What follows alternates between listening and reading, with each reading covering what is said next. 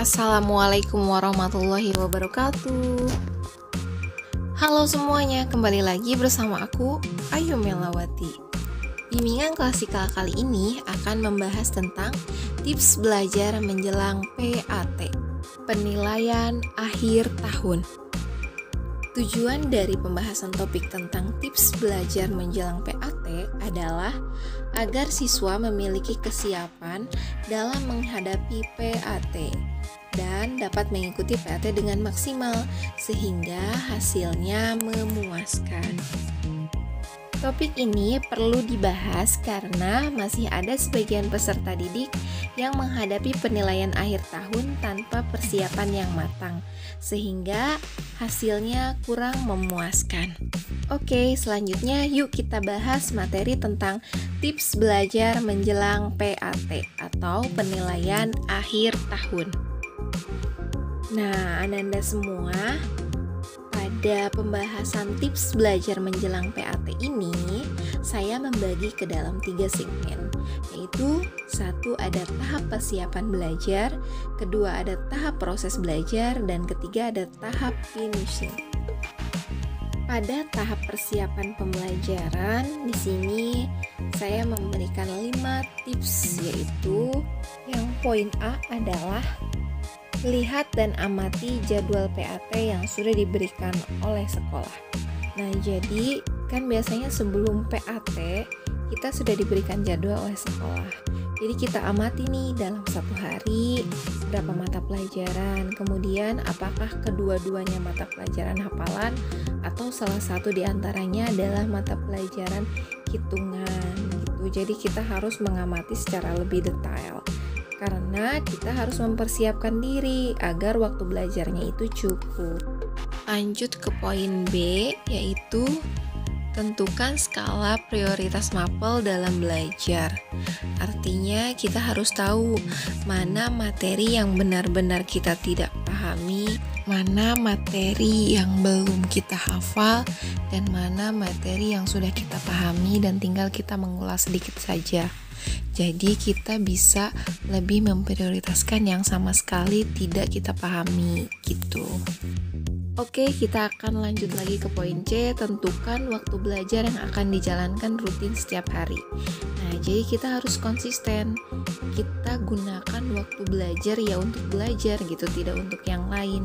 Misalnya, kita menentukan dalam 1 hari itu ada 2 jam untuk belajar ya, kita belajar sesuai dengan jadwal yang sudah kita tentukan, apa aja yang harus kita pelajari sesuai dengan jadwal prioritas yang sudah kita catat sebelumnya. Jadi pembelajarannya itu benar-benar konsisten dan real gitu. Oke, kita lanjutkan ke poin D, analisis hal apa saja yang mungkin menjadi penghambat belajar. Jadi kita harus mengetahui hal-hal apa saja sih yang bikin kita itu menjadi hilang konsentrasinya untuk belajar. Misalnya yang suka main games, ya berarti biasanya tergoda oleh games. Nah, kemudian yang suka main media sosial, itu juga perlu dihindari karena akan menjadi penghambat saat kita ingin fokus belajar.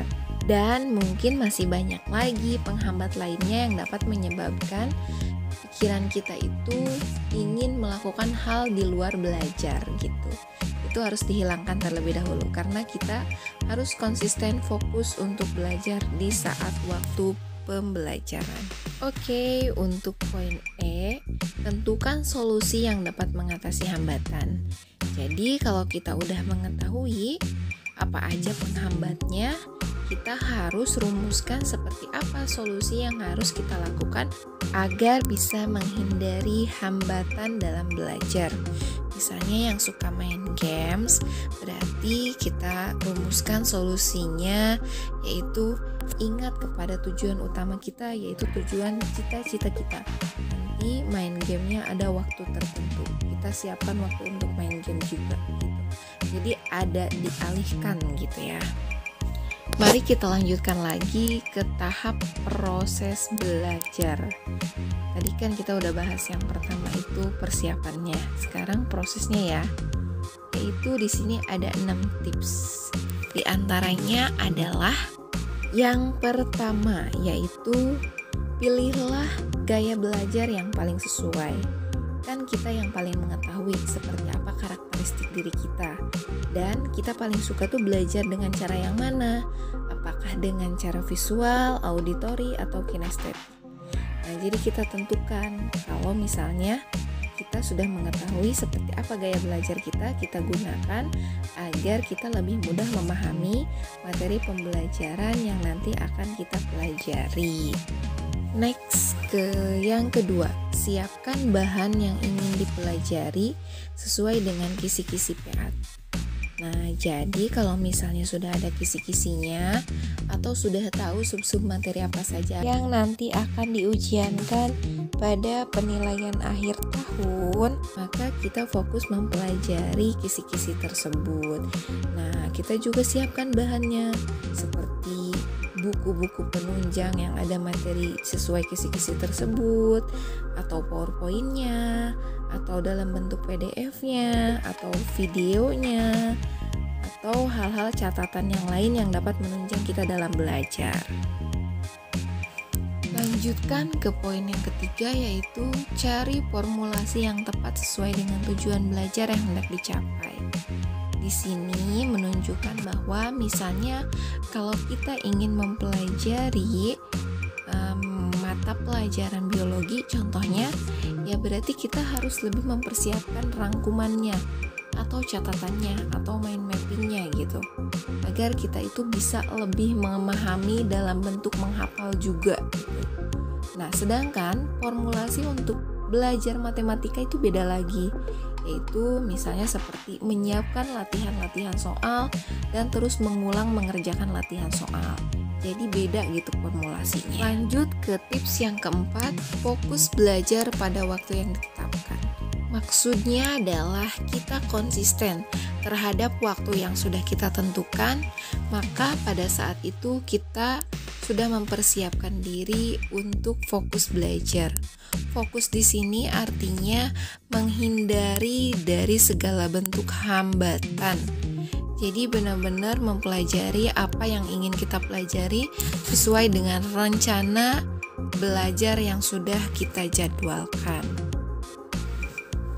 Lanjut ke tips yang kelima, belajar sesuai dengan skala prioritas dan jadwal PAT yang sudah ditetapkan. Artinya kita udah tahu nih jadwalnya, mata pelajaran bahasa Indonesia misalnya di hari apa, matematika di hari apa, dan sudah membuat skala prioritas juga gitu. Jadi kita belajar sesuai dengan yang sudah kita rencanakan agar pembelajarannya itu lancar serta semuanya itu bisa terlaksana dengan baik kalau kita sudah jadwalkan. Lanjut ke tips yang keenam, yaitu buatlah catatan khusus untuk materi yang sekiranya sulit diingat. Ya, jadi memang perlu disiapkan catatan khusus karena kita kadang sulit mengingat semua gitu. Kalau ada catatan khusus, jadi kita tinggal ingat poin-poinnya saja. Kalau misalnya kita paham, nanti kita akan mengingat dengan sendirinya gitu. Jadi ini juga cukup penting kita buat ya. Nah, kita lanjutkan ke tahap finishing, yaitu tahap terakhir. Yang pertama yaitu catatan khusus dari setiap mapel yang telah dipelajari sudah siap, yaitu kita sudah mempersiapkan catatan-catatannya khusus untuk hal-hal yang sulit kita ingat atau hal yang belum kita pahami gitu. Jadi catatan ini nanti akan menunjang ketika kita misalnya ingin mengulas kembali pembelajaran yang sudah kita pelajari menjelang detik-detik PAT. Yang kedua yaitu mengulang membaca scanning dan mengingat serta mempelajari kembali yang belum paham. Ya, membaca scanning juga perlu karena kita agar mengingat semuanya tuh tidak bisa langsung mengingat saat itu. Jadi kadang ada lupa dan itu bisa dengan membaca scanning nanti kita ingat kembali gitu. Nanti kita paham lagi gitu. Yang ketiga tentunya tidak lupa berdoa karena doa juga menunjang keberhasilan kita. Jadi kita bermunajat kepada Tuhan Yang Maha Esa agar dilancarkan serta diberikan hasil yang memuaskan. Yang keempat yaitu siapkan hal-hal yang diperlukan untuk pelaksanaan PAT. Ini berkaitan dengan fasilitas ya.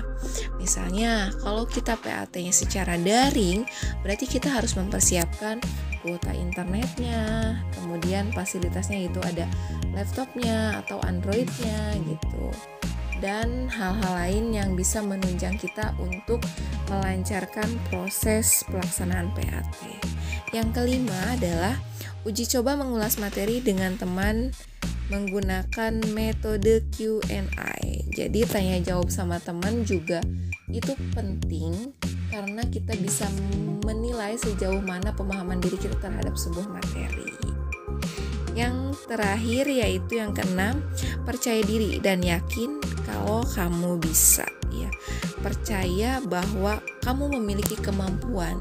Jadi karena kamu sudah mempersiapkan, kamu juga harus percaya kalau kamu bisa melaksanakan PAT ini dengan baik dan bisa memperoleh hasil yang maksimal.